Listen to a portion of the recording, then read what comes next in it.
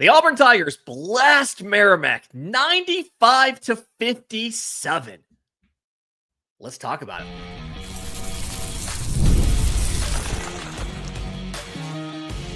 You are Locked On Auburn, your daily podcast on the Auburn Tigers. Part of the Locked On Podcast Network, your team every day. Yes, welcome on into Locked On Auburn, your daily Auburn Tigers podcast. I'm tonight's host, Lindsay Crosby, filling in for Zac Blackerby. And thank you so much for making Locked On Auburn your first listen every single day. I'm joined, as you will be for every Auburn basketball game, by Darrell Dapprich, Montgomery radio legend, my broadcast partner, my good friend. And Dap, I want to talk about this just absolute butt kicking, right? 95-57 Auburn over Merrimack. Should have been a 40-point win. Well, I'm sure we'll get to that in just a minute. Before we do that, this post-game recap brought to you by our friends at FanDuel. Right now, new customers can bet just $5. And if your bet wins, you'll get $300 in bonus bets to use across the app. So download the app today. All right. Stephen Pearl, still undefeated. We'd love to see that. But the big story to me coming out of this one is the combination of Keshan Hall and Emeka Opurum. Let's start with Hall. I was kind of impressed with just, I don't quite think I realized how well-rounded his game was going to be. 25 points and 14 rebounds. And you were talking some during the game, Darrell, about just how impressive what he was doing tonight was. Yeah, I mean, everybody knew he's kind of like a natural scorer, right? He's a scorer of the basketball. And I think that Auburn has not had somebody with that kind of take the game over scoring ability in a while. Now, people will push back on it and say, what about Broom? Remember, you had to get Broom the ball in certain positions on the court, and then he took over. I got it. But Hall is a creator. He can create his own shot. He can create his own space. He can create his own offense. He can put it on the floor, go by you. He can hit the open three on the wing. He's a slasher. He is lethal, an assassin from the free throw line. So his scoring ability, he's just a natural scorer of the basketball. He is going to be somebody like Jabari was that's going to have to put this team on its back at times and lead them from a scoring standpoint. But what I saw tonight that I was very impressed with was his tenacity on the glass. I don't know how many he ended up with. Did he have like 14 boards, Lindsay? 14. Okay, yeah. So, I mean, that's really impressive. I mean, for a wing player to have 14 rebounds like that, now I know he's 6'7" and he's strong, but still, typically 6'9", 6'10", 6'11" get up into that stratosphere with rebounding. So really impressed with his overall game. Again, he is going to be somebody that no matter what you try to do to stop him, he's going to get his. It's going to be very difficult to keep him night in, night out from getting 16, 17, 18. I mean, he may be a guy that averages over 20 points a game. And it's been a long time since Auburn has had someone like that. Yeah, 25 and 14. I mean, it's the question in the chat is 25 and 14 good? It's not bad. I'll tell you that much.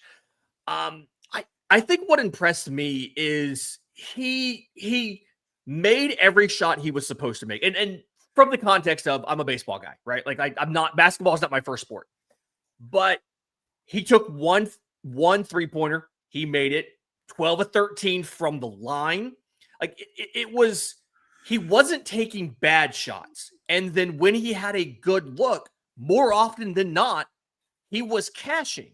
And to me, that's a thing where I feel like the guy who's going to drive your offense every year has to be able, like, yes, it's great when you make the crazy circus shot as you're driving down the lane and all of that, but it's really great to see the guy make the shots he's supposed to make because it feels like he's going to be reliable.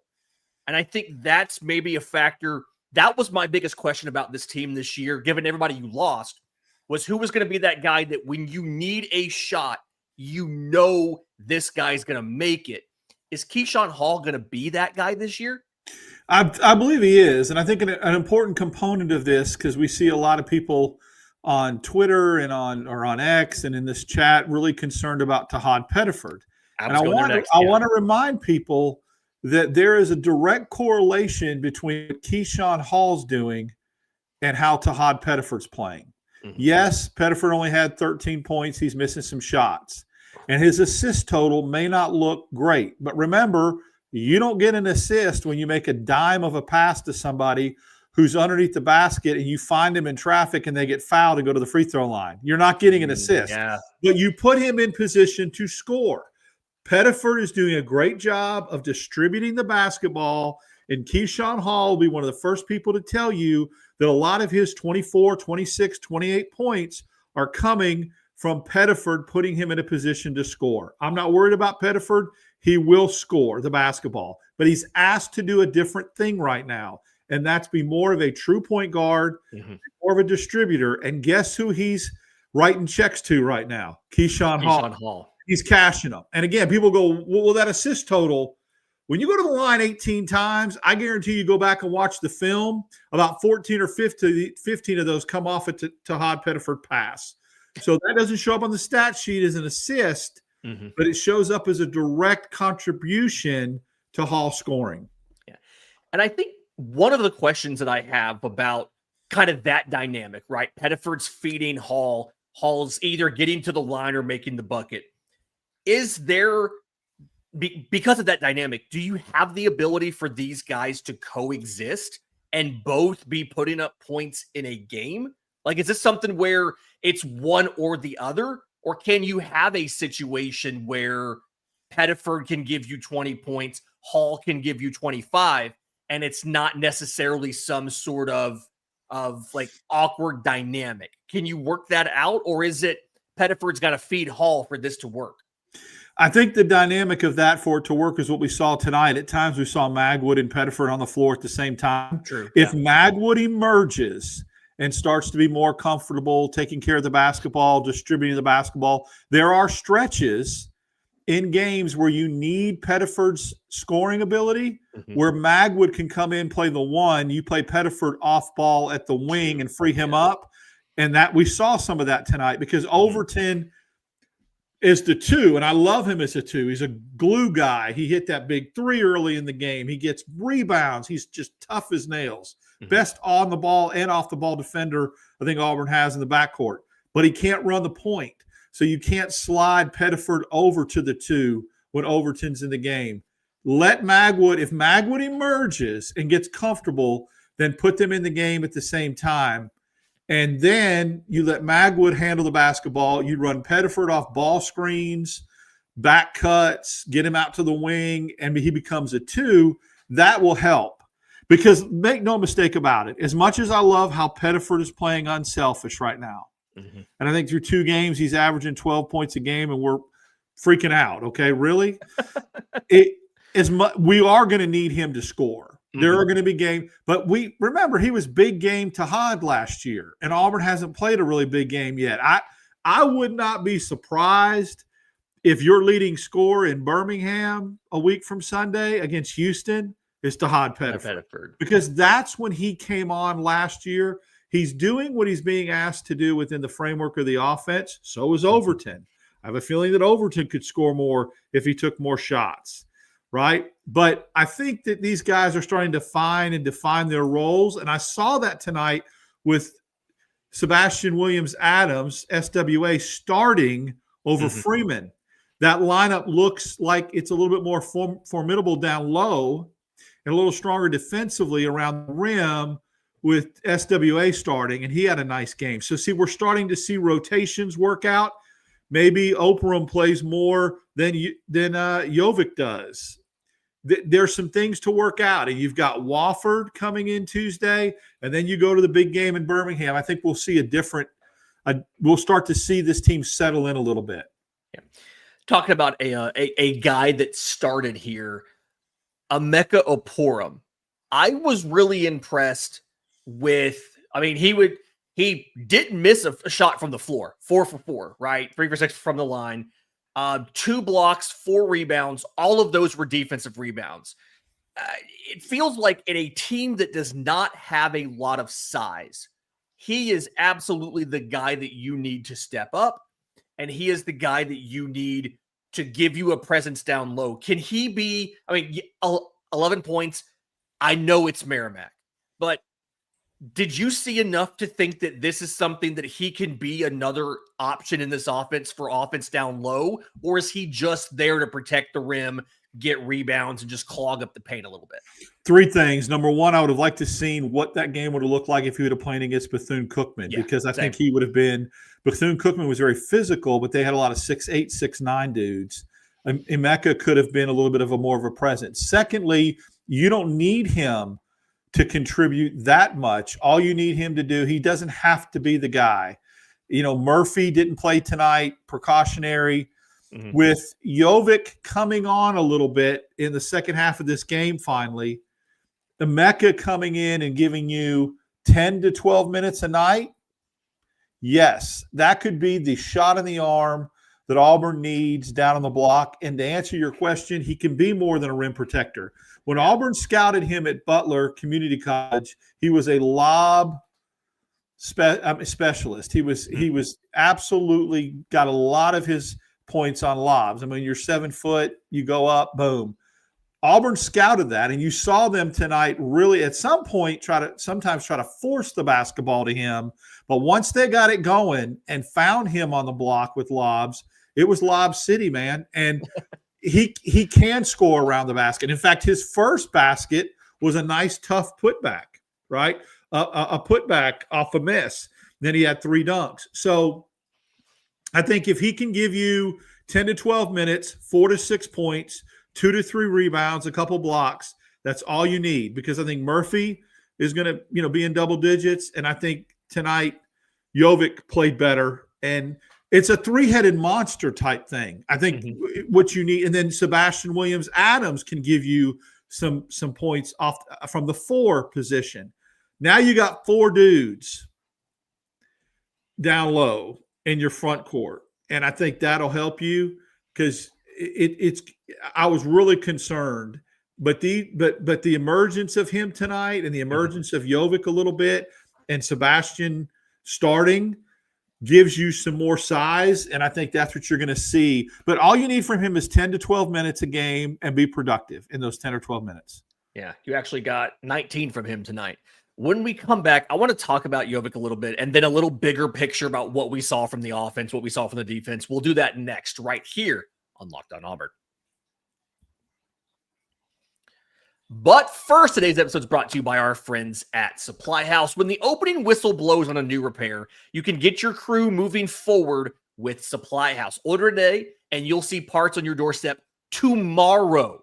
That's how quick this is. Over 280,000 plumbing, HVAC, and electrical items from the most trusted brands in the business. Darrell, can you imagine if you were doing an HVAC project in your house? I know you're a big home project guy. Can you imagine getting your parts from anywhere other than Supply House? Well, here's the deal. Not only can I not imagine that, the company that I work for has a lot of maintenance issues. We have machinery galore. That's what we do. We manufacture parts. You can't have a machine go down. No. Supply House gets that part to you next day. We have guys that can install that. Not me. I'm not that guy. I'm pressing buttons. And so we use them, and it is convenient. It is convenient to get those parts there on your doorstep the next day. You're not that guy, pal. You're not that guy. Not that guy. Join the free Trade Master program today. Score serious perks like priority shipping, lower prices, and a dedicated support line. Visit supplyhouse.com to sign up for free and use promo code SHCollege5 for 5% off your order. That's supplyhouse.com. Real people, real service. Tonight's episode is also brought to you by our friends at FanDuel. The NBA is back. There's no better place to get in on the action than FanDuel, the official sports betting partner of the NBA. Even if you missed the start of the game, you just want to ride a hot hand, whatever it might be, FanDuel has live bets on everything. Who will score next, fourth quarter comebacks. You could even combine those live bets into a same-game parlay for a shot at a bigger payout. It keeps every game exciting, especially when your team's making that late push. So right now, FanDuel is giving new customers $300 in bonus bets when your first $5 bet wins. Head to FanDuel.com to sign up and play your game with FanDuel, the official sports betting partner of the NBA. Thank you so much for making Locked On Auburn your first listen after every single Auburn men's basketball game. Lindsay Crosby filling in for Zac Blackerby, joined by Darrell Dapprich. And Dap, I want to talk about like a little bit of bigger picture here, but before we do that, Filip Jovic feels like he does not have enough strength. Like he feels like he needs 6 months in a weight room to get there. He's just not quite there yet. Well, one of the biggest things and the hardest adjustments when you come over from the European game is the physicality over here. I mean, I've heard coaches talk about that at the NBA level when they get drafted. Imagine doing it in college. So I think, it's just a matter of a little bit of it is basketball awareness. Like he got a rebound underneath the goal and he immediately tried to dribble it and go up, and I'm just go up, right? He gets the ball knocked out of his hands a little bit too easy, gets it stripped. I think the physicality, the European game's a lot of passing, screening, back cut, spread the floor, a lot more space, right? You come over here, they like to bang a little bit and be physical, and I think he'll get used to that. What I would do is, and I'm sure they do, that sounded stupid because I'm not a coach, but, there's the drills that are really, really popular is where you take that pad, that long, it looks like a tackling dummy pad, and you just bang on him in the post. When you just let him make his post moves, and you just absolutely pound him with that pad, and he'll get used to that. I think, and Merrimack is going to be nowhere near as physical as the SEC, right? I like that. Yeah, that was a nice little chat you pulled up there. The SEC, if you think it's physical now, Merrimack ain't as physical as some of these teams that you're going to see in the SEC. So he's going to have to get – and I think Houston is really physical too. And so we'll see. These European guys have to get used to how much we bang over here. It's just so much more banging in the States. I think of that song, right, from American Idol. What was it? She bang.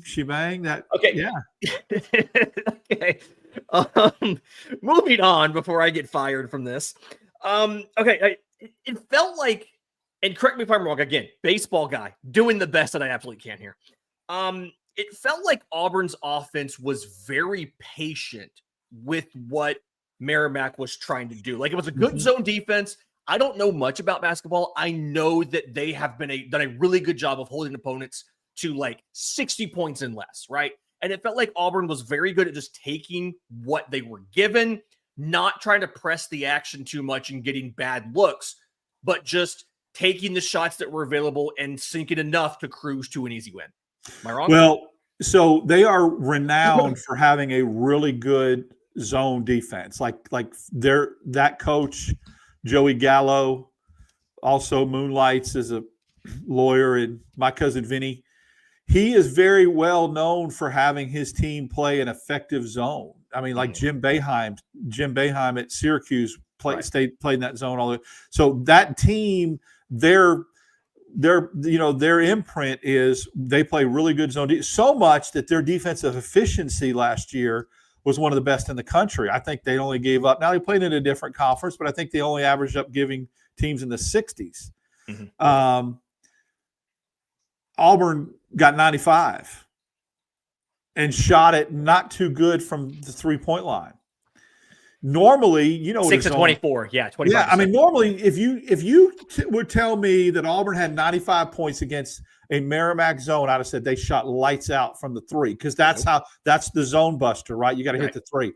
Well, what Auburn did, and it was very sneaky good what they did, credit whoever did the offensive game plan, they found seams that they capitalized and exposed in the zone, and it forced Merrimack to foul them. Yeah. Because they had open looks down low by finding that seam. They didn't settle. They didn't get very many run-out baskets because that's the way Merrimack, it's designed to not give it. But they found seams and open spots in the zone. They did a good job of finding that with a quick pass. Their interior passing was tremendous tonight. Auburn did a really good job of passing inside the block. And so when you do that, you either give up a 5-footer. How many times did we see the mid-range floaters, Overton, Hall? And I love the mid-range. You're a big mid-range guy. Yeah. But you know what? Yeah. If you play a zone like that, you got to be able to hit them when you get the look. Exactly. The analytics tell you either dunk or hit threes because of offensive proficiency. But when you play a team that has this kind of zone defense, mid-range can play. And Auburn hit a lot of 8 to 10 footers tonight, if you go look at the shot chart. And I think that was another big – that's that open seam that I'm talking about. So you don't get points in the paint for that little elbow inside the free throw line, but it's a lost art. And a lot of people don't take that shot. They're not patient enough to. Yeah. Kind of final observation. I don't know how much we can learn about Auburn's defense in this one, because it really just felt like their goal was, hey, we're going to protect the paint. We're going to collapse if they try to, to penetrate. And then we're just going to run the boards when they miss their threes. Yep. And shout out to the Aubinator here in the chat for dropping a stat a few times I saw from Justin Ferguson. First time Auburn has out-rebounded an opponent by 30 or more rebounds in a single game. Auburn, I had it here. Auburn had 55 rebounds. Merrimack had 24. And a lot of Auburn's rebounds, 34 of those were on defense. Yeah, and keep in mind that there were stretches in that first half where Auburn was giving up second chance points galore. There were 2 consecutive trips where Merrimack had 3 consecutive offensive rebounds. Mm-hmm. Think about that. So your analysis of Auburn's defense is spot on. It was collapse, let them shoot the 3, and every time you saw the 3 go out, you saw no Merrimack players crashing the boards or trying to go for the offensive rebounds. It was all Auburn guys. Why? Because Merrimack was sprinting back to get into their zone, not crash the offensive glass, so that Auburn couldn't get run out baskets. You have to pick your poison there, because you're not going to get an off. Now, the only offensive rebounds they got were the long rebounds that came back to them at the free throw line or the three-point line. It wasn't because they went to the rim to get them. They basically fell in their lap because the shots were so poor that they boinged. Did I say boinged? Boinged, yeah. Boinged. They boinged. That's the scientific term for that. Yes. 20 feet the other way. So, yeah, we got to be careful tonight. So anyway. Don't fire us, Zach. Yeah. Don't fire us. I think that the strategy was shoot the 3, give them the 3, collapse, go to the glass. Merrimack saw that, was not going to give any offensive runouts. A few times Auburn did get some, but and it paid off. Now, did they get open looks? I think me and you talked about it. We were doing the because I have YouTube TV and I couldn't watch the game live. It's one of the rare times I'm not going to be there in person. I had Lindsay get on the roof and fix my antenna with some rabbit ears so that I could watch the game. There you go. I think we talked about how if Merrimack would have hit some shots, this could have been scary. Could have been a little different in the first half. I mean, that when it was 15, it could have been 6, right? But Auburn eventually pulled away where it wouldn't have mattered because they did hit some threes. Merrimack was 2 of 11 from 3 in the first half. In the second half, they got a little bit better. What were they? They were 4 of 13. They weren't much better. They went from 18% to 30%, but they were better. That was technically better. Yes, it was. Yeah, yeah. So just a little bit. Okay. So again, 95-57, Auburn wins this easily. I do think, shout out to everybody in the chat who's pointing out this has been a solid pod, banging, pounding, boinging, all that good stuff. All basketball terms. All basketball terms. Do not turn it into anything other than strictly basketball. I'll take your word for it. I will say the last observation here is for Jovic having the issues that I kind of pointed out with the strength and adjusting to the domestic game, I'm going to call it. He was the leading rebounder on offense, 7 offensive boards. And I feel like that's an area. Keshan Hall had 5, but that's an area where it's going to help clean up a little bit. You're going to see how that goes. I agree. That's a great point if he can finish.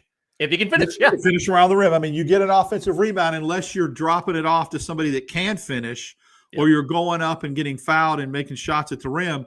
It's not as effective unless you get that offensive putback and finish around the rim. Yep. All right, that'll do it for tonight's live post-game recap. Thank you to everybody who's here. Do us a favor, if you're listening on audio, 5-star review would be fantastic. If you're watching on YouTube, subscribe to the channel, hit the notification bell so you know when we go live to break down Sunday night's game. I believe it'll be Zach and Darrell talking about Houston versus Auburn in Birmingham Arena on Sunday afternoon. That's a week from Sunday, just to clarify. Oh, thank you. Yes. So, what we'll do is I don't know the dates. Yes, we have the football reaction show dropping On Sunday Saturday. morning. Yep. Sunday morning. And then we have our regular Locked On Auburn tomorrow. Zach and I recorded a show for tomorrow. And then the next basketball live, I'll be in Neville Arena live for the Wofford game. There you go. Again, 95-57 Auburn over Merrimack. For Darrell Dapprich, I'm Lindsay Crosby. This has been Locked On Auburn.